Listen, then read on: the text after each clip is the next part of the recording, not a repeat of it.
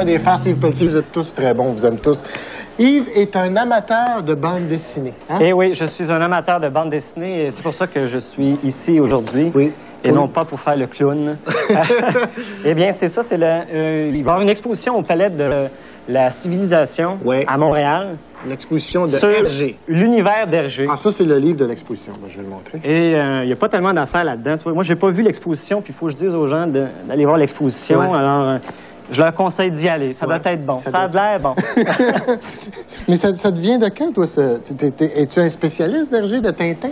Je suis pas un spécialiste d'Hergé puis de Tintin, mais je suis un grand fan de Tintin depuis ma prime jeunesse. Ah ouais? Et en voici la preuve. Normand, je vais te montrer ça. Ah, ça, c'est beau, ça.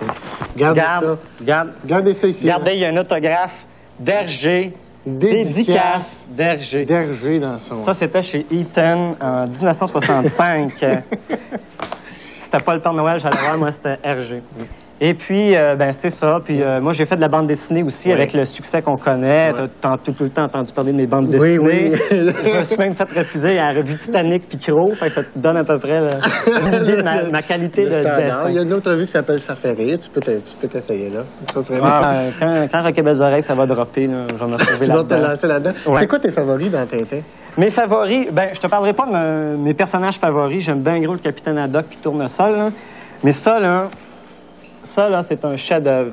Ouais. Ça, c'est Tintin au Tibet. Ouais. Et puis, si tu veux bien, vu que j'ai aucune idée de ce qu'il y a dans l'exposition, je vais te parler de ce qu'il y a dans ce livre. Vas-y. Je voudrais communiquer aux gens ma passion de cet album. Okay. Ça se trouve, Hergé avait fait le Lotus bleu, tu vois. Ouais. Puis là-dedans, avant, il y avait tout en fait des espèces d'énormités comme Tintin au Congo, que tu connais. Oui, ce que j'ai lu, Tintin au Congo, les deux versions. J'ai lu la première version, j'avais trouvé ça un peu... Il y a Tintin au pays des Soviets aussi, qui est un peu simplement exécrable, en tout cas au niveau du scénario. Alors, il n'y a jamais eu aucune discipline quant au scénario. À un moment donné, dans le journal Le Petit 20e, dans lequel il publiait ses bandes dessinées, il y a un type qui a écrit « J'ai entendu parler que Tintin était supposé s'en aller en Chine. Eh bien, ça serait le fun que tu le documentes pour une fois. » Fait qu'il a présenté un étudiant chinois qui s'appelait Chang Chun-Jin. Et puis, le Lotus bleu, ça donne une indication vraiment là, à l'époque de la Chine, de l'avant-guerre, de la situation politique à ce moment-là exacte. Puis ça a été une rencontre bouleversante pour Hergé, pour son travail, la discipline que ça lui a donnée avec Chang Chun-Jin. Puis au cours de toute sa carrière, il a tout le temps gardé en mémoire. Par un moment donné, il y a eu comme une dépression nerveuse, et c'est là qu'il a fait Tintin au Tibet. Il allait retrouver Chang, qui a eu un accident d'avion dans l'Himalaya. Tout le monde est persuadé qu'il est mort, sauf Tintin qui, dans un rêve prémonitoire, va le retrouver, puis il le trouve, c'est le Yéti qui l'avait sauvé. Puis c'est à ce moment-là de sa vie que Hergé a commencé à s'intéresser à d'autres choses, parce que c'est un gars de droite. C'est un gars, je dirais pas un fasciste, là, mais c'est un gars, un conservateur, c'est un gars de droite. En tout cas, dans Tintin au pays des Soviets, on pouvait le voir. Oui, et puis là, c'est à ce moment-là qu'il a commencé à s'intéresser à d'autres choses, la philosophie chinoise, la télépathie, toutes sortes de choses qui le sortaient un peu de son... Parce que c'est un bonhomme qui était très, très conservateur, très routinier, qui l'a fait sortir de ça, puis... Je trouve que dans ce livre-là, c'est génial. Il a voyagé, lui, Hergé, après ça? Il a voyagé... Est-ce qu'il est allé partout? Le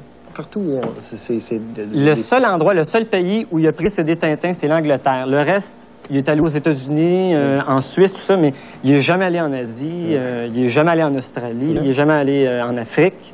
Non, il n'est jamais allé en Afrique, d'ailleurs. Quand tu lis Tintin au Congo, tu te rends compte qu'il n'est jamais allé là. Oui, parce qu'il a fait des erreurs. C'est quand même de la bande dessinée, mais il a quand même touché à des points assez justes dans certains pays. Oui, c'est parce que c'est un boy scout, tu sais. Tintin, c'est un boy scout. Je peux te montrer ici dans le programme aussi, je l'ai foutu. Il est ici, tiens. Oui, tiens. Ça, là, ça résume Tintin, ça. OK, là, c'est dans le temple du soleil. Il y a quelqu'un qui, Zorino, qui a ses oranges, puis là, il y a deux espèces de brutes qui le bousculent, puis les oranges tombent à terre, et il le brutalise. Et là, Tintin s'interpose et dit « Brute! Brute! Ne touchez pas! » Tu sais, c'est le bon sens du boy scout. Est-ce que tu peux nous conseiller des livres qui pourraient nous faire mieux connaître Hergé? Oui, il y a... Il y a ça ici, ça c'est la dernière... À la 2? Ça va-tu, la 2? Ça va-tu. Ça s'appelle Hergé, c'est une biographie. C'est un peu comme genre l'éco-vedette, il y a des petits potins. Là. Ouais. Mais ça, c'est un peu plus sérieux. C'est une entrevue complète avec Hergé de Nima Sadoul. Puis il y a aussi, ça, les derniers gadgets, là, des espèces de petites poupées en plastique. C'est un peu comme une exploitation commerciale et hontée du personnage, mais moi, je t'épais, je les achète.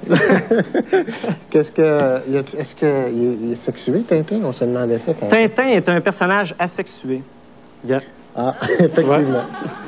Et c'est pour ça que autant les garçons que les filles peuvent s'identifier à lui. Ouais. Parce que, dans le fond, tu le vois évoluer dans ses aventures, tu te demandes ce qu'il fait. Ouais, il n'y a aucune attirance. Ouais. D'ailleurs, il n'y a quasiment aucune femme dans Tintin. Oui, c'est vrai. Puis Tintin n'a jamais eu de blonde, je pense. Non, malheureusement. Pauvre lui. Alors, l'exposition, c'est du 30 juillet au 30 octobre. Au 30 octobre. On est bien renseigné. Oui, on est bien 30 juillet au 30 octobre 1988. La plupart du monde sont des fans de Tintin. Allez voir ça, ça va être très beau. C'est au Palais de la Civilisation. C'est organisé avec la collaboration CKC. OK. Ah, il est-tu bon? Ah, je suis bon. Merci beaucoup, Yves Pelletier. Merci beaucoup.